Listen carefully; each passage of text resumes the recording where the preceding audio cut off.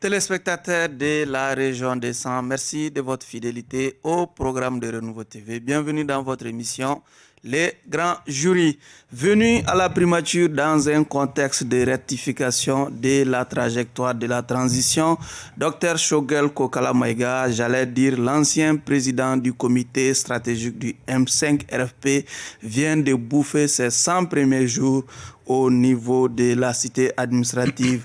Qui mieux que Jamil Bitar pour nous faire le point des 100 premiers jours de Dr Shogel Kokala Maïga à la primature. Jamil Bitar est notre invité de ce soir. Monsieur Bitar, merci de cette deuxième comparution devant les grands jurys. C'est à moi de vous remercier et de vous dire également qu'il n'est pas ancien président du comité stratégique. Il reste président du comité stratégique. Avec moi pour vous juger. Est-ce que le comité stratégique est un président? C'est un porte-parole. Chana, s'il vous plaît, le débat n'est pas encore lancé. Avec moi pour vous juger la composition du jury, El Hadji Chana Takiou, qui est pressé de vous poser des questions ce soir. El Hadji Chana Takiou du journal Le 22 septembre. Bonsoir Chana. Bonsoir Barou. Et Abdraman Keita du journal Les Témoins. Bonsoir Abdraman. Bonsoir. Et je suis Oumar B. Sidibé pour ceux qui nous suivent sur la radio Renouveau FM ou la 98.1 FM. Monsieur Bitar, la composition du jury, vous avez des réserves à ce niveau? Non, c'est des journalistes vraiment avérés, avisés et qui ont fait des preuves à travers ce pays et même à l'extérieur. Donc, c'est des gens que j'ai côtoyés, je les connais bien. D'accord. Et je pense que c'est à hauteur de souhait. D'accord. Abdraman, vos attentes? Oui, mes attentes, c'est la même chose.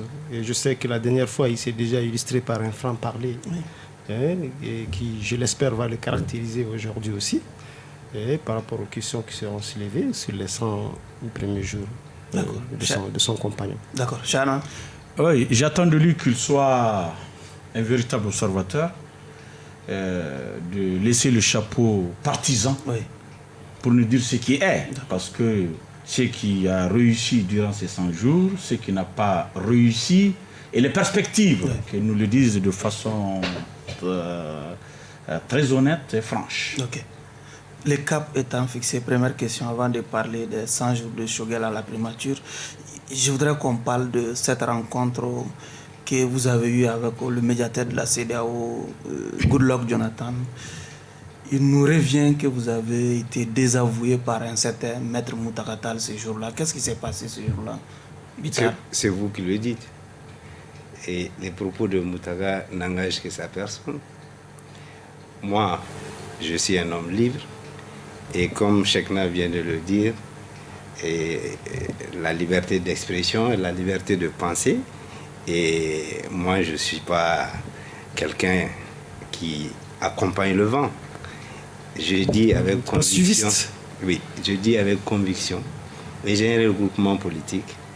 Et c'est à ce titre que j'étais là-bas. D'accord. Pas au nom du M5? Non. Mon regroupement fait partie du M5. Oui. Mais ce qui est évident, le pôle politique du consensus est un regroupement politique qui a été invité à même titre que les autres formations. Mais ce que je voulais préciser. Oui. Personne n'a été mandaté ce jour-là de parler au nom du M5. Oui. Donc, les propos de M. Bitar n'engagent que mon regroupement politique et ceux de Moutaka Tall, qui est un aîné que je respecte beaucoup, n'engagent que lui. Qu'est-ce que vous avez dit et qu'est-ce que Moutaka a apporté comme correction? Il n'a pas apporté de correction parce qu'il ne peut pas corriger ce que moi j'ai dit. J'ai dit simplement que pour moi, les 9 mois vécus dans la gouvernance de Mokhtar Ouane et de Bandao, nous les avons vécus dans la continuité. C'était du IBK sans IBK. Le vrai changement pour moi a débuté et a démarré avec justement l'avènement de Assimi Goïta et de Shogel au niveau en tout cas des affaires du pays. Et qu'aujourd'hui, parler de façon objective, je le dis, et ça n'engage que ma personne peut-être, dire que aujourd'hui, en 6 mois, nous pouvons régler les problèmes du Mali en allant juste aux élections, parce que les problèmes du Mali ne sont pas électoraux. Pourquoi nous n'avons pas laissé Ibeka terminer son mandat? Vous n'êtes plus sur la même longueur donc, que les M5 sur la question de la prorogation ou du maintien du délai de la transition? Le M5 n'est pas... Excusez-moi du terme. Le M5, les 18 mois de la transition, il faut comprendre. Oui. Il faut comprendre aujourd'hui que on a parlé de 18 mois. Oui. Qui nous a parlé de ces 18 mois? C'est la CEDEAO, c'est la communauté internationale. Ce n'était pas le M5. Et si c'était le M5, même Choguel, avant de venir à la primature, nous avions dit de façon raisonnable qu'il y a des préalables pour que nous puissions aller aux élections. Et ces préalables, les 9 mois écoulés, nous n'avons pas bougé, nous avons fait du surplace. Et aujourd'hui, force est de reconnaître que les lignes sont en train de bouger. Et c'est pourquoi nous disons que le peuple souverain du Mali, ce que j'ai dit, le peuple souverain du Mali va se prononcer pendant les assises. Et il faudrait que ces assises soient des assises souveraines. Avant de parler de ces assises, peut-être sur cette rencontre. Sur cet aspect, pourquoi le M5 n'a pas désigné quelqu'un pour le représenter à une rencontre aussi importante avec les gens qui sont venus évaluer, faire le suivi et l'évaluation de la... Mais excusez-moi du terme. Aujourd'hui, vous savez, les invitations, vous avez vu, il y avait d'autres regroupements politiques qui étaient là. Il y avait des formations politiques qui sont venues de façon singulière. Et donc, même au niveau de l'ancienne majorité, il y a eu des couacs, il y a eu des gens qui se sont prononcés contre la déclaration des gens que je ne veux pas parler sur ce plateau. Donc, c'est vous dire quelque part que nous sommes dans la diversité. Et c'est cette diversité qui fait notre force. Mais, comme l'a dit Chekna aussi... Et votre faiblesse moi, je vais vous dire. Oui. Honnêteté l'exige aujourd'hui. Le langage de la vérité, c'est de ça que les Maliens ont besoin. Moi, je ne viens pas sur ce plateau pour faire des éloges. Je viens sur ce plateau pour dire mes vérités et les vérités de la rue. C'est des constats que je fais. Je ne suis pas venu sur ce plateau pour justement dire oui, tout est rose, Papa Noël est passé par là, etc. etc. Je parle d'un constat et ce n'est pas des félicitations. Et ce n'est pas des félicitations que je vais faire sur ce plateau. Nous autres, on ne peut que s'en réjouir. Ok, allez-y. Oui, Bitar, dans votre intervention avec les responsables de la CEDEAO, vous avez laissé entendre que le temps imparti n'est pas suffisant pour faire de très bonnes élections et que le peuple malien va décider au cours des assises. Oui. Mountaga n'était pas du même avis que vous. Oui. Est-ce que nous avons entendu beaucoup de choses par rapport? Est-ce que vous pouvez nous dire clairement ce que Mountaga a dit? Mountaga, ses propos sont dans la presse. Les propos de Jamil Bitar sont dans la presse. Mais c'est le plateau qui a besoin de ces propos. Non, moi je vais vous dire une chose. C'est que de façon objective aujourd'hui, tous ceux qui vont vous raconter que c'est tenable, ces élections, dans ce délai, veulent que nous ayons dans des élections tripatouillées encore, dans des mauvaises élections qui vont nous ramener à la case de départ avec peut-être des morts qui vont voter. C'est ce que Mountaga aussi veut, quoi. Peut-être ça n'engage que... C'est vous qui le dites. Mais moi, je ne suis pas prêt pour ça. Moi, et je ne suis pas là pour Mountaga Tall. Okay. Je suis là... Je vais chercher. On avance. Allez-y. Monsieur, moi, je suis là pour les 100 jours de la transition. Bien entendu. Je ne suis pas là. Bien, ça, c'est la contre-allez-y. Monsieur Bitar, moi, je vais replanter encore le décor. Oui. Pour vous demander à quel titre êtes-vous habilité à parler des 100 jours de Choguel? Aujourd'hui? Oui. Parce que je suis un homme politique, je suis président de parti, je suis président de formation politique et je suis acteur majeur de l'adulte du M5 RFP. Effectivement, et le M5 RFP, excusez-moi, que vous ne le voulez pas, je compte parmi, en tout cas, les leaders politiques de ce pays. C'est ce que je voulais savoir. C'est ce que je voulais savoir. En réalité, vous représentez comme en tant que... Je n'ai pas été invité en tant que M5 RFP. Oui. C'est vrai que je suis porte-parole du M5 RFP. Oui. Mais entre autres, Moi, je suis un homme libre, indépendant. Oui, d'accord. Je le dis, vous savez Votre pourquoi immeuble abrite le siège du M5. Et j'ai même dit quelque Je part. le dis. J'ai même dit quelque part. Ouais. Tous ceux qui veulent nous amener dans des aventures, même si c'est le M5 RFP, je vais combattre. Non, je le dis par contre. J'ai ma conviction personnelle. Il y a cacophonie dans ce sens, puisque lorsqu'on recevait Koniba Sidibé, Oui. il en avait une perception un peu différente, puisque pour lui, ce n'est pas le programme du M5 que l'actuel Premier ministre est en train d'appliquer. Et il a des arguments pour ça. Il dit que sur les 24 ministres qu'il y a, et dans le gouvernement aujourd'hui, le M5 n'en a que 8. Des arguments Et qui que, sont voilà, et que ce n'est pas vraiment le programme du M5 que Choguel Méga est en train d'appliquer. Mais excusez-moi, messieurs du jury, on parle du Mali ou on parle des individus? Les individus, pour moi, si c'est des individus, ça reste leur opinion à eux. Oui, mais aujourd'hui, vous ne moi, pouvez pas vous départir de votre manteau, de votre manteau de figure importante du M5 aujourd'hui, parce qu'en réalité, et comme vous l'avez dit, vous parlez le même langage aujourd'hui que Choguel Méga.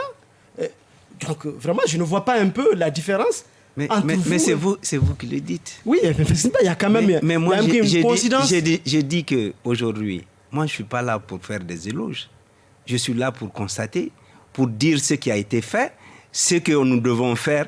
Et si, d'aventure, il y a une déviation quelconque à ce niveau, nous serons là encore pour demander à rectifier. Vous parlez de rectification, non. Monsieur vous parlez de... Non. Il termine, Chana, s'il vous plaît. Quand vous parlez de rectification, c'est des rectifications par rapport à un certain programme du M5. Oui. Mais les 10 points du M5 RFP que nous avons soumis en Bandao à l'époque, l'architecture gouvernementale aujourd'hui repose sur ces 10 points. Oui. S'il y a des membres du M5 RFP qui disent que Choguel est en train de dévier, mais écoutez-moi, soyons sérieux. Allez-y, Chana. Monsieur le Président, grosso modo, pour rentrer dans le vif du sujet, est-ce que vous pouvez nous faire le point des 100 jours de Choguel Kokala Maïga la primature?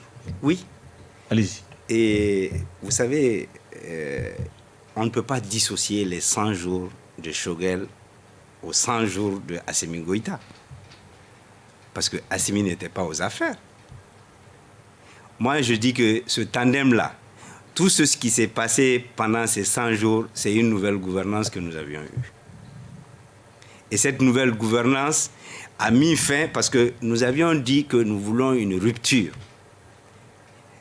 Parce que les 9 mois, je le répète encore, je l'ai dit devant Goodluck Jonathan, et je le répéterai autant de fois que j'aurai l'opportunité de le dire, parce que nous l'avons fait dans la continuité.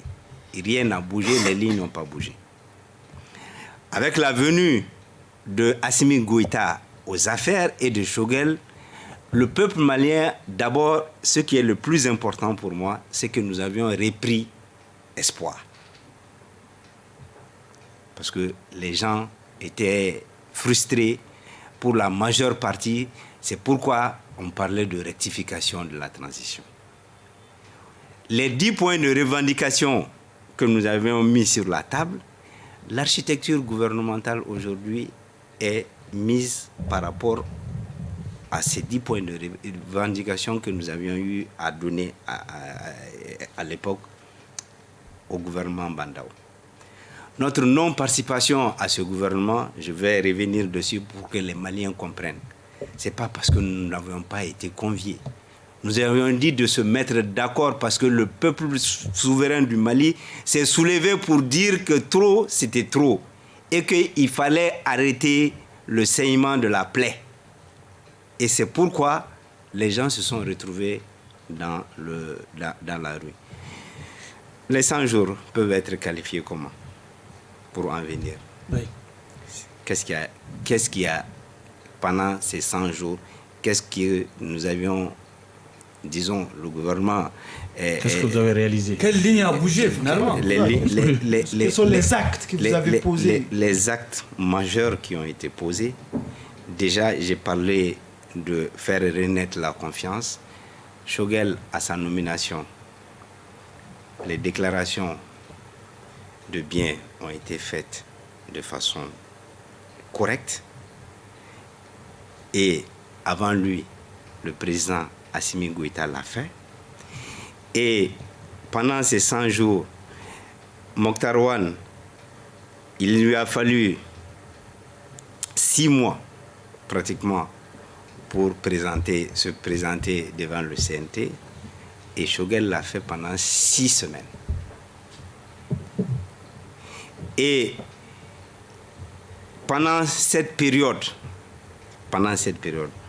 nous avions estimé qu'il y a des préalables qu'il fallait faire. Pour la refondation, les travaux sont en cours parce qu'il faudrait que les Maliens puissent opiner de façon légitime. Parce qu'il est vrai qu'il y a eu des leaders devant le M5 RFP, que nous avions pu amasser pas mal d'idées pour conduire cette lutte, mais ce qui est évident, c'est que nous avions souhaité à ce que cette transition soit inclusive et que les erreurs du passé ne puissent plus être répétées et que nous puissions nous retrouver avec l'ensemble des Maliens pour qu'il y ait un projet Mali pour une fois. D'accord. Vous n'avez rien dit jusque-là. Vous êtes dans les intentions, dans la littérature. Nous avons besoin que vous nous disiez le front les social, actions concrètes. Le front social. Les actions concrètes. Je viens. Allez-y. Non, je viens pour vous dire. Parce que j'ai dit que les deux personnalités qui sont Assimi Goïta et Choguel, ça va de pair. Assimi Goïta vous l'avez répété chaque fois. Il a parlé d'inclusivité. Il fallait que je revienne dessus pour vous en parler. Maintenant, quand le gouvernement venait aux affaires, le front social était à quel niveau? Grève illimitée de l'UNTM? Des solutions ont été trouvées ou pas? L'administration malienne était pratiquement à l'arrêt. Je vais vous le décortiquer département par département. D'accord. Et aujourd'hui, on a trouvé une solution. Maintenant, même le fameux article dont nous parlons, aujourd'hui, on a pu tenir au niveau de l'éducation, les examens se sont bien passés. D'accord. Aujourd'hui... Les notes sont prises en otage. Le moyen de classe pour le DEF. C'est pourquoi le DEF ne toujours pas proclamé. Excusez-moi. Vous savez... c'est des demi-solutions. Les mesures de pression, l'harmonisation de la grille salariale, ce n'est pas quelque chose d'important pour les travailleurs. D'accord, on va donner la parole. Oui, effectivement, puisqu'on constate qu'il il aime monopoliser un peu la parole. Il ne pas nous laisser beaucoup de temps. Allez-y. Mais vous ne me convainquez pas quand vous dites que Assimi Goïta n'était pas aux affaires en étant vice-président de la République, du moins de la transition à l'époque, chargé d'une question aussi importante que la défense et la sécurité. C'est à ce titre, à l'époque, qu'il n'avait pas craché sur les éloges qu'un certain Emmanuel Macron avait fait pendant les 3 premiers mois de leur régime, qui disait qu'ils ont réussi en 3 mois ce que Ibeka n'a pas réussi pendant 7 ans. Bien non, peut-être même 3 ans, je ne sais pas.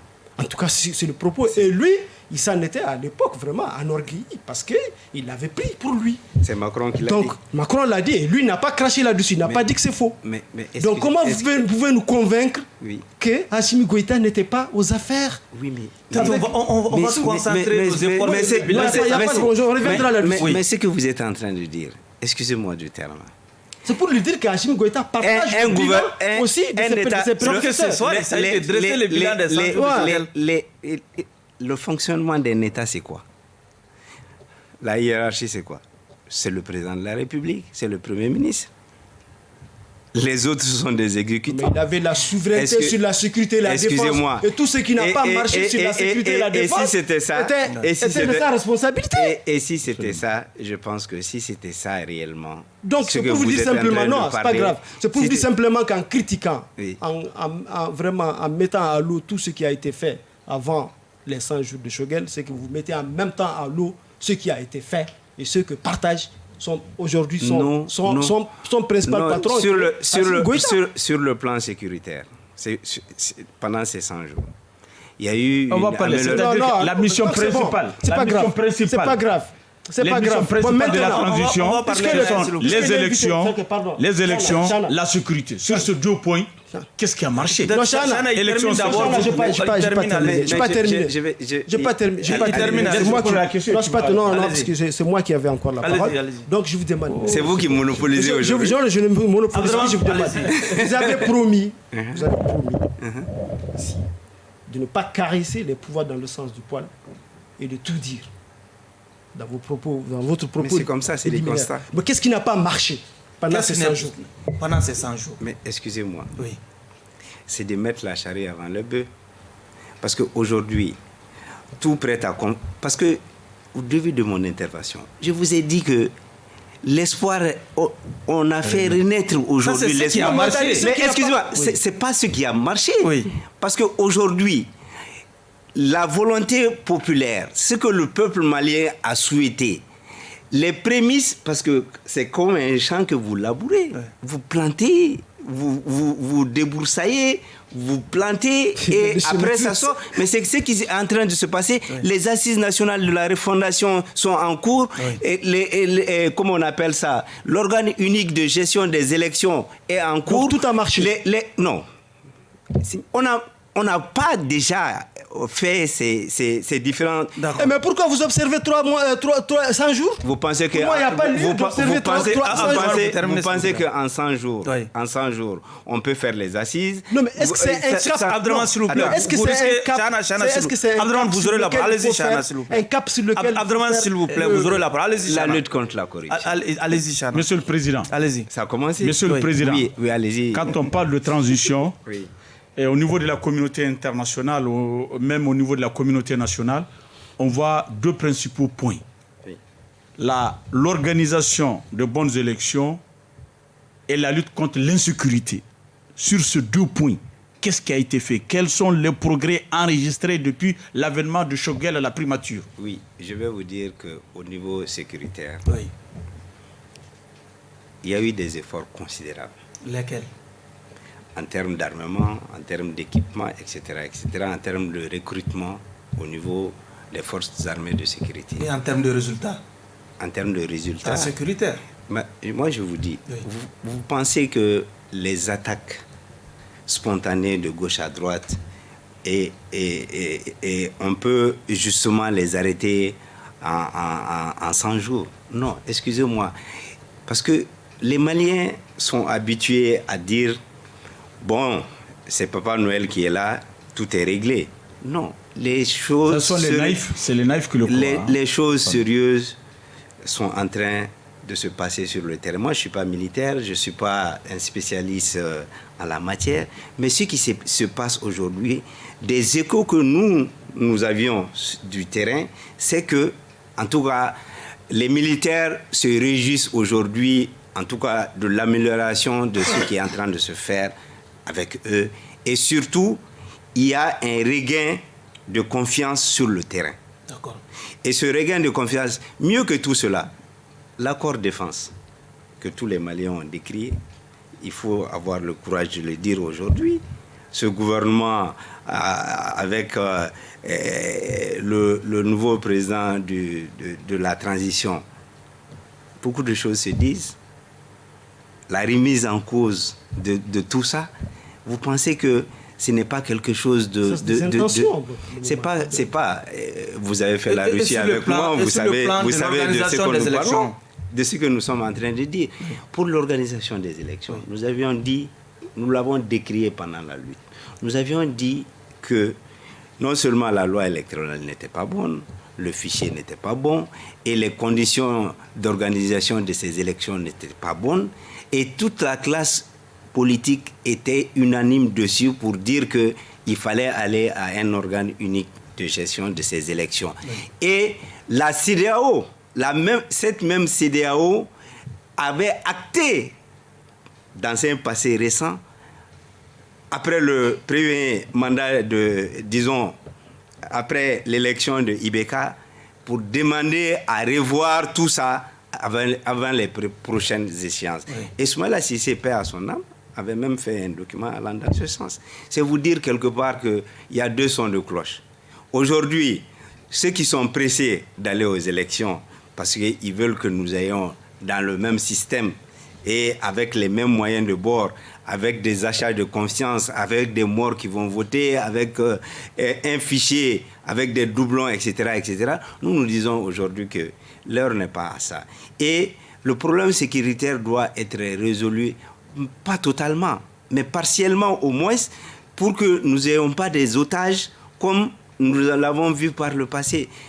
Vous êtes des frères à moi. Qu'est-ce qui a été fait? J'ai dit, vous êtes en train de faire le constat que tout le monde connaît. Non. Qu'est-ce qui a été fait durant les 100 jours? Vous voulez que je vous donne la liste des équipements qui a été eu au niveau de l'armée? J'ai dit, ça, je ne l'ai pas, je ne peux pas le faire. Au niveau des élections, dans le cadre de la préparation des élections, qu'est-ce qui a été fait? Quelle avancée par rapport à l'existant?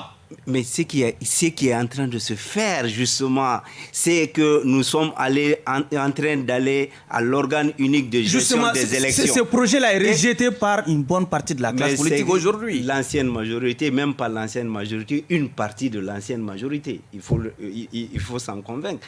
Nous, aujourd'hui, nous avions dit... Vous minimisez leur poids? Mais disons, on est au Mali. S'ils avaient un poids, Ibeka ne serait pas tombé. Mais tu faisais partie de cette majorité quand même. Quand même, un peu. Tu n'étais pas de l'ancienne majorité. Excusez-moi. Vous étiez membre de cette majorité. Une partie de cette majorité. Je ne dis même pas la majorité. Mais c'est la majorité significative. On va donner la parole à Abdraman.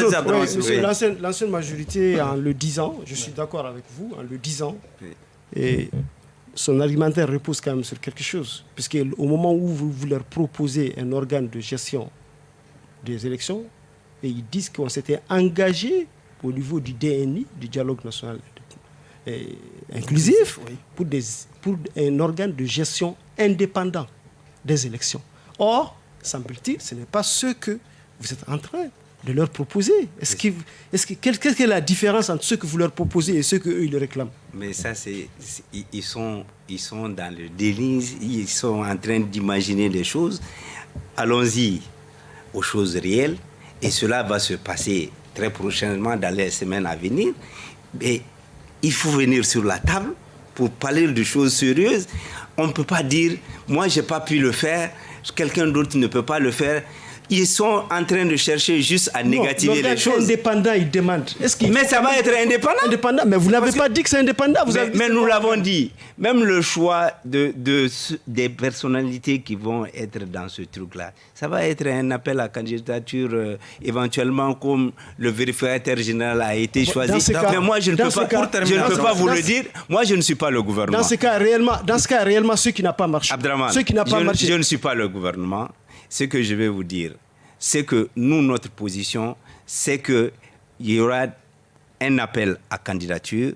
Et appel à candidature, le choix des hommes va être fait de façon transparente. Et ça va être des hommes intègres, des hommes dignes de ce nom pour gérer à suffisance ces élections. Est-ce que ce qui n'a pas marché chez vous, ce n'est pas quelque part le dialogue politique? Ne dis pas chez moi. Non, effectivement, pour les 100 jours de Choguel, est-ce que ce qui a manqué, ce n'est pas le dialogue politique? Là où on parle d'inclusivité, là où on parle de rassemblement de l'ensemble des Maliens, on constate qu'en réalité, il y a des gens qui se sentent exclus. On n'a pas la dynamique. Termine avec sa question. On a l'impression que nous n'avons pas la dynamique qu'il faut pour avancer pendant cette transition. Et on a l'impression aussi que vous n'êtes pas en train de cultiver cette dynamique, cette atmosphère qui permet d'avancer dans la transition. Mais monsieur Abdraman, ce que je vais vous dire, c'est que si vous parlez de dialogue, de rapprochement, sur ce même plateau, vous avez eu à critiquer Choguel dans ses démarches, allant voir justement les anciens premiers ministres, etc. etc. Ah non, pas ce plateau. Non, sur ce plateau, non, on n'a jamais... Peut-être sur d'autres plateaux. Tout ça, c'était pour ramener la cohésion au niveau justement de l'État, parce que c'est des hommes qui ont servi l'État à un certain niveau. Et aujourd'hui, il n'y a pas de chasse aux sorcières, malheureusement. Ce que certains veulent faire porter, le dialogue là, excusez-moi du terme, quand il y a eu le coup d'État de Sanwo, nous n'avons pas droit à la parole. Aujourd'hui, l'ancienne majorité est conviée à même titre que les autres. C'est un coup d'État ou bien un parachèvement? Dans les FDR quand même. C'est un coup d'État cette fois-ci ou bien un parachèvement? Je vais vous dire, ma position personnelle aujourd'hui, Oui. c'est de suspendre la constitution du Mali. Voilà. Là, c'est encore plus courageux et beaucoup plus... Et je le dis, je vais l'assumer aussi, ok. parce que c'est ma conviction propre à moi-même, parce qu'on ne peut pas faire du neuf avec de l'ancien. Le bricolage en République du Mali, là, il faut que ça s'arrête. Allez-y, Il faut Chana. qu'on soit plus courageux que tout ça. Allez-y, Chana. Et Monsieur le Président, tout à l'heure, en évoquant le bilan au niveau sécuritaire, Oui.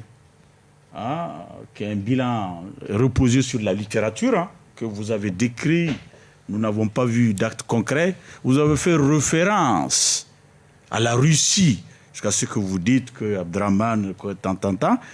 Je savais que dans un passé récent, vous-même, vous étiez en Russie, vous avez rencontré le ministre des Affaires étrangères et même Poutine, vous l'avez rencontré.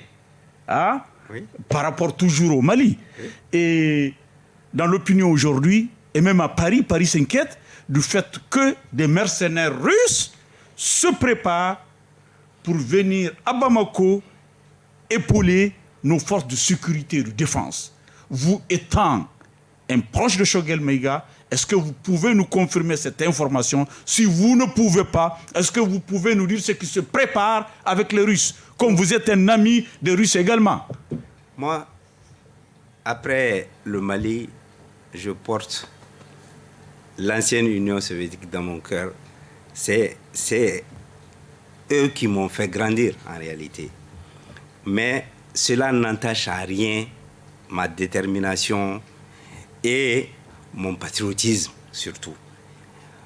Au lieu de compter sur la France, de compter sur l'Union soviétique ou la Russie ou sur d'autres pays, je souhaiterais, moi, j'ai fait confiance à nos forces armées de sécurité et de défense. Je souhaiterais que nos braves soldats prennent les choses en main. Compter sur d'autres personnes, compter sur d'autres pays, ce n'est pas ça qui va nous valoriser. Notre liberté et notre indépendance dépendra de cela. Aujourd'hui, je pense que ces pays n'ont pas d'amis. Ils n'ont que des intérêts, que ce soit la Russie, que ce soit la France, que ce soit d'autres pays. Moi, aujourd'hui, je souhaite vivement que nos soldats sur le terrain, nos responsables militaires, que chacun d'entre nous conjugue les efforts. Et surtout, je veux prioriser pour moi ce qui est le plus important, le dialogue. Ce dialogue social. Vous partez loin. On parle de... Vous dites que vous êtes un homme de vérité. Il y a une situation qui est là avec les mercenaires risques. La société... Vous les avez vus? Vous les avez vus? Non, pas ici à Bamako. Vous avez un contrat? Écoutez-moi. Mais l'information n'a pas été démentie par les autorités maliennes. Moi, je n'ai pas cette information. Oui. Et quelle est votre opinion par rapport à ça? Est-ce qu'ils peuvent venir? Non, on n'aura pas besoin de mercenaires. Non, c'est les Français qui les appellent mercenaires. Mais c'est une société russe. Est-ce que les Français... Un contrat en bonne et due forme. Les Français, pour les discréditer, les appellent des mercenaires. Mais les Français, ces mêmes Français, qu'est-ce qu'ils vous apportent aujourd'hui? Dites-moi. Il y a Barkhane, il y a mais Barkhane, ils apportent quoi aujourd'hui sur le terrain? Ils sont là pour leurs intérêts. Et qu'est-ce qu'ils ont apporté par le passé? Mais par le passé, qu'est-ce qu'ils ont apporté aussi? Si. Ils ont quand même libéré jusqu'à Kidal. Mais excusez-moi, Kidal était devenu la cité interdite. C'est grâce à leur intervention que les gens sont retournés à Tombouctou. Non. Les gens sont retournés à Gao. Ok, on va. Et si nous sommes autour de ce plateau, c'est parce qu'il y a eu Barkhane, il y a eu MINUSMA. Sinon, peut-être ils seraient aujourd'hui en Union soviétique, nous autres à Dakar ou à Abidjan, au Niger. Même si ces mercenaires arrivaient demain, on va revenir au sens. La résistance au Mali. Donc, vraiment, parlons vrai et parlons vérité. Oui. Vous êtes un homme généralement qui parle sans gants. Je ne suis ni français ni russe. D'accord. Je suis malien et je l'assume tel que. Vous savez si je dois mourir avec des flèches, avec des lance-pierres, avec des ceci, cela. Monsieur le Président, ne fuyons pas le débat. Je suis prêt donc à prendre le costume. Donc vous n'adhérez pas à Wagner, si ça arrivait? Moi, je n'adhère à rien. Je fais confiance à mon peuple, je fais confiance à nos forces armées de sécurité. Tu sais qu'aujourd'hui, nos forces de sécurité ne peuvent pas, ils n'ont pas de résultat Ils ne peuvent pas, ils ont besoin d'appui. Mais vous pensez que c'est pourquoi Barkhane est là. C'est pourquoi MINUSMA est là. Mais aujourd'hui, on veut amener Mais qui a créé cette situation? Des forces supplétives. Mais excusez-moi. On veut amener des forces supplétives en tant que politique. Est-ce que vous êtes d'accord pour que ces forces supplétives russes arrivent à Bamako pour épauler nos agents de sécurité ou pas? Il s'agit de cela. Une bonne ou mauvaise nouvelle si elle... C'est que vous applaudissez aujourd'hui. Qui applaudit? Moi, je te pose une question. Je n'ai rien applaudi. Qui a créé cette situation? C'est pas cette même France qui a créé cette situation avec la chute de la Libye, avec tout ce qui nous est parvenu comme désordre. Répondez à ma question. Non. Cette force supplétive russe, est-ce que vous je ne la connais pas, je vous dis, je ne la connais ni d'Adam ni d'Ève.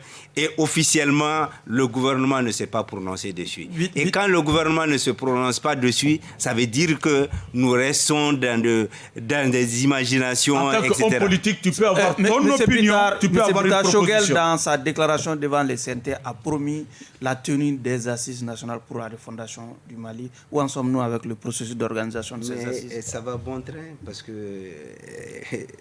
Il l'a dit, il l'a répété combien de fois. Les ministres en charge de la question sont en train de travailler. Dans les jours à venir, les documents sont pratiquement les fonds de dossier, je vais dire, parce que c'est le peuple, ce serait au peuple malien de venir se prononcer. À Cessade, comment le processus est accueilli par la classe politique à Cessade? Mais en tout cas, nous, on va participer à cela, et nous souhaitons vivement que ce soit souverain. Et au niveau du pôle politique du consensus, nous pensons que le Mali doit passer à une 4e république. Oui, de l'autre côté, on pense que ces assises sont inopportunes.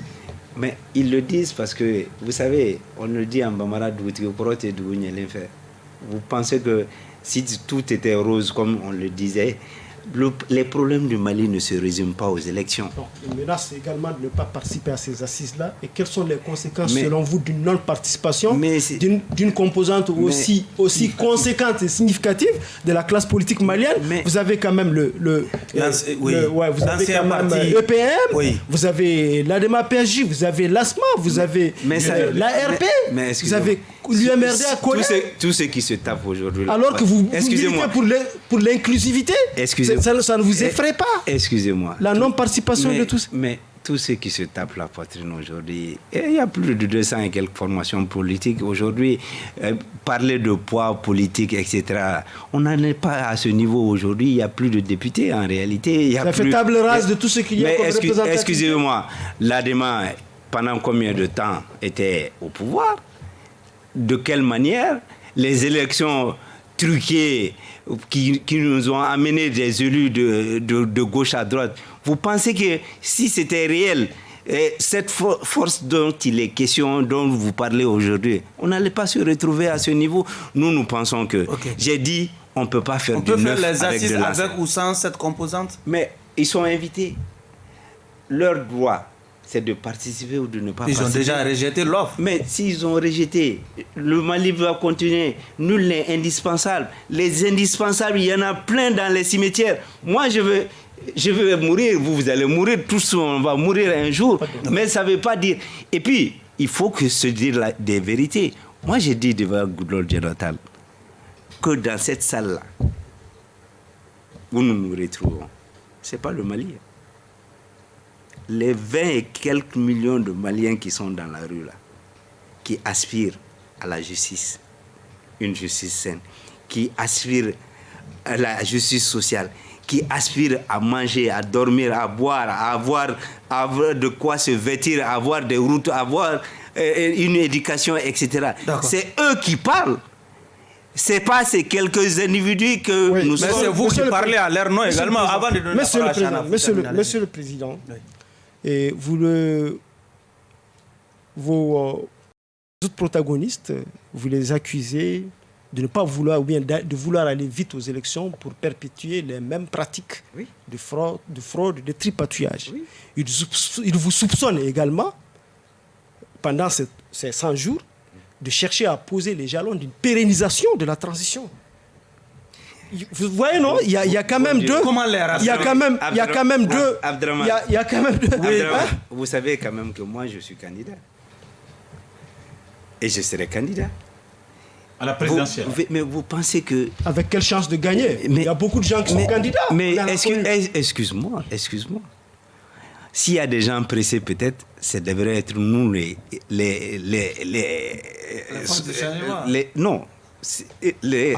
prétendants à la présidence. Vous pouvez, comme le dirait... Mais non, excuse-moi. Vous pourriez, comme le dirait l'autre, de faire une course de lenteur, comme l'a dit quelqu'un ici, pour mieux vous préparer contre les autres. Ça aussi, c'est une... Mais Abdraman, c'est pas fortuit que je sois sur ce plateau parce que je représente quelque chose. Oui. Sinon, je ne serais pas là. Oui. Mais moi, vous me connaissez depuis que je suis étudiant. Mais aujourd'hui, dire on est pressé. Beaucoup de gens disent il faut aller aux élections. C'est juste pour amuser la galerie. Allez-y, Chana. Oui, monsieur le Président, le bilan de 100 jours de Choguel sur le plan électoral, je n'ai pas vu de progrès que vous avez cité. Sur le plan sécuritaire également, est-ce qu'aujourd'hui, tout à l'heure, vous pouvez nous parler au moins d'économie? Sur le plan financier, qu'est-ce qui a changé? Quels sont les dividendes ou les réformes opérées pour vraiment mieux être? Pour vous appuyer. Comment durant ces 100 jours-là, vous avez posé donc le PAG, le programme d'action gouvernementale, qui a revu à la hausse le budget national de combien de milliards, combien de plusieurs milliers, peut-être de centaines de milliards. Comment vous allez ménager pour trouver ces ressources-là? Avec un déficit de 600 milliards. Excusez-moi. Tu sais, on va dire, certains l'ont dit, le deuxième coup d'État, si ça ne tenait qu'à certains, aujourd'hui là, on allait manger la boune. Qu'est-ce qui a changé entre-temps? Les salaires ont été faits de façon correcte. Ça, c'est un acte qui ne relève pas de votre gestion.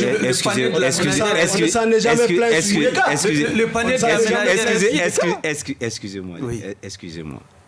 Les règlements au niveau du Trésor, moi je suis un opérateur économique. C'est pourquoi je vous ai posé la question. Je vous le dis, les opérateurs économiques, il y a eu une bonne planification et beaucoup de mandats ont été réglés. C'est un connaisseur qui vous parle aujourd'hui. Oui, le panier de la ménagère. La dette intérieure est en train d'être épongée. Oui. Épongée ou en train? Et en train. Tout est en train. En train, parce que excusez-moi du terme. On n'éponge jamais la dette intérieure. La dette intérieure ne peut pas être épongée. On est en train. La proportion qui a été... Excusez-moi, les opérateurs économiques savent parler. Vous êtes dans la rue, vous entendez les sons de cloche. À un moment où on s'acheminait vers la chute d'Ibeka, les plaintes étaient à quel niveau et aujourd'hui? Donc ça veut dire que quelque part financièrement les choses... Et le panier de la ménagère, et pour revenir à ta question, oui. Ce n'est pas une question d'argent. L'argent à travers le monde, on peut le mobiliser à n'importe quel moment. Avec la suspension de tous les aides et les partenariats, vous allez mobiliser... Si vous voulez aller dans les systèmes classiques, FMI, Banque mondiale, etc., vous n'aurez pas d'argent. Mais moi, je peux vous apporter plus que le gouvernement aujourd'hui l'a annoncé. Ah bon? C'est des questions de souveraineté. Monsieur Bitar, il y a de l'argent à travers le monde. Et ça, je sais le faire et vous savez que je sais le faire. Le panier de la ménagère. Je ne suis pas le ministre des Finances. Et le ministre des Finances étant un banquier, je sais, il sait là où prendre de l'argent. Le panier de la ménagère. Et mieux que ça, oui. Toutes les questions de tension qui avaient eu lieu par rapport aux casses et des logements au niveau de l'aéroport, une commission a été mise en place. La commission est en train de travailler sereinement pour que la vérité, toute la vérité soit dite par rapport à ce dossier.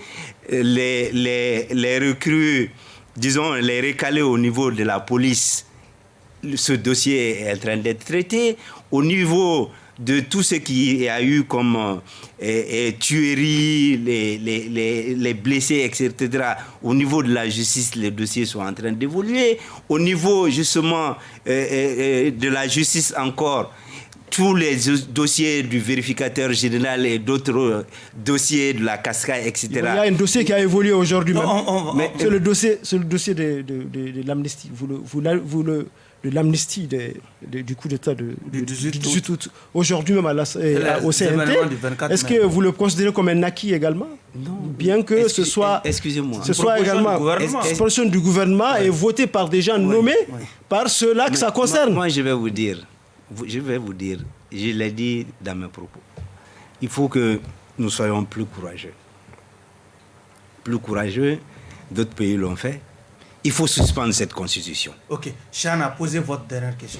Ce n'est pas une question d'amnistie. Hein. Okay. Moi, je demande à l'ensemble du peuple malien, pas que aux dirigeants actuels.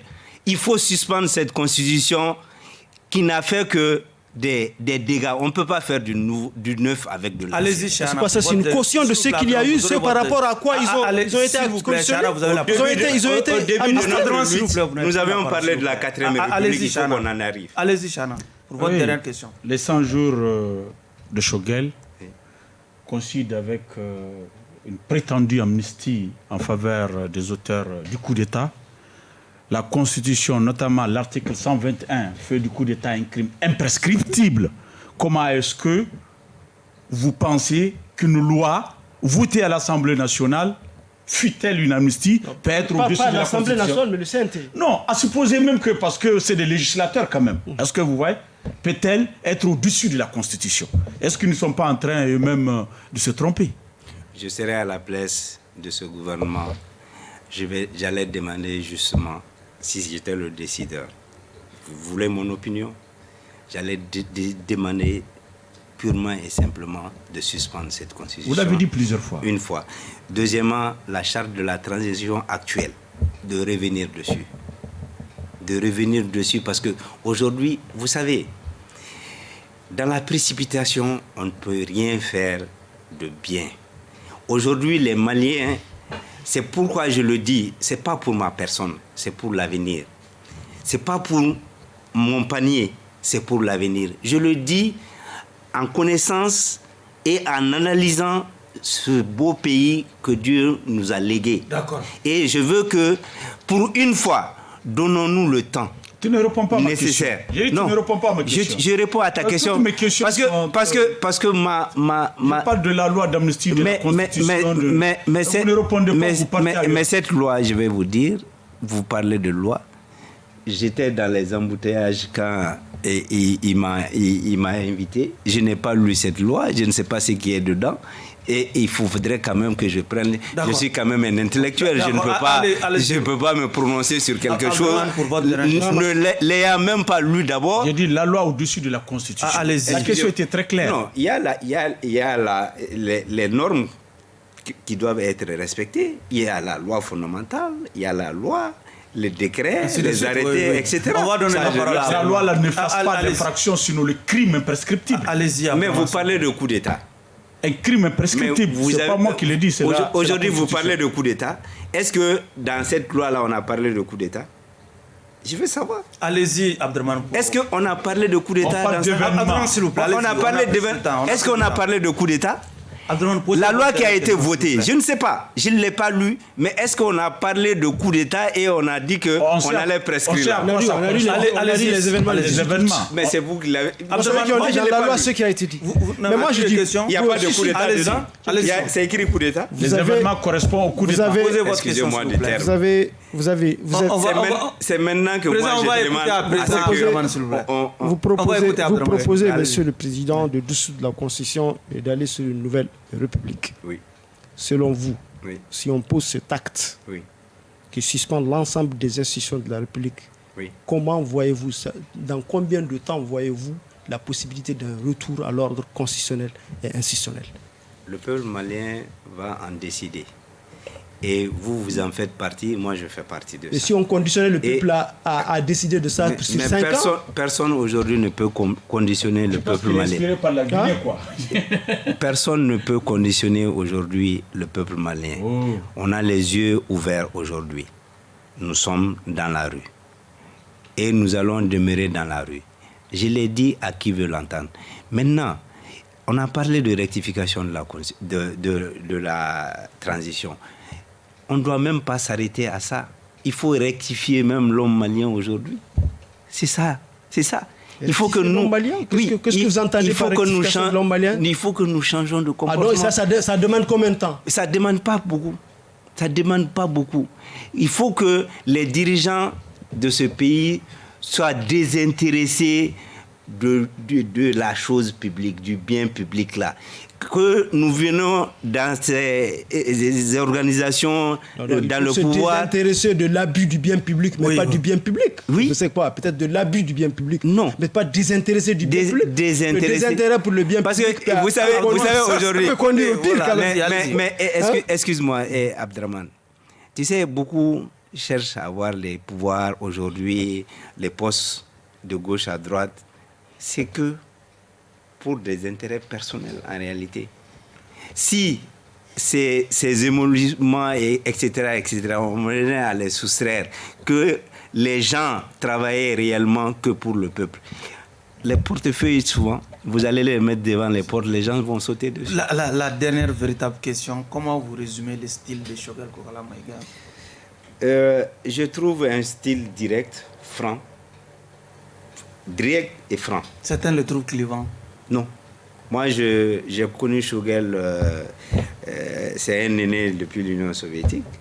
Il n'a jamais varié et ce n'est pas un homme de pression. Okay. Je le connais, je sais que ce n'est pas un homme de pression, c'est un homme en tout cas averti et il fait partie en tout cas de la crème de la classe politique. Allez-y. Qu'on le veuille, qu'on l'aime pas. Moi, je ne suis pas de son bord. Oui. Je ne suis pas du bord, si je le dis. Nous avions lutté contre le régime Moussa Traoré. Allez-y. La véritable dernière question, monsieur le Président, vous avez tout de suite accusé les uns et les autres de vouloir des postes pour des intérêts personnels. Vous venez de dire que vous êtes candidat à la présidentielle. Vous êtes candidat pour quoi faire? Vous êtes candidat pour quel intérêt? Mais mon projet pour le Mali, à temps opportun, je vais vous le déballer. Et c'est un projet de société que j'ai conçu. Et je pense que ce serait une voie royale pour le Mali. Okay. L'heure n'est pas à ce niveau. Aujourd'hui, moi, je vais vous le dire. Je ne suis ni demandeur ni preneur d'un poste quelconque en République du Mali. Un marché. Je n'en ai pas eu.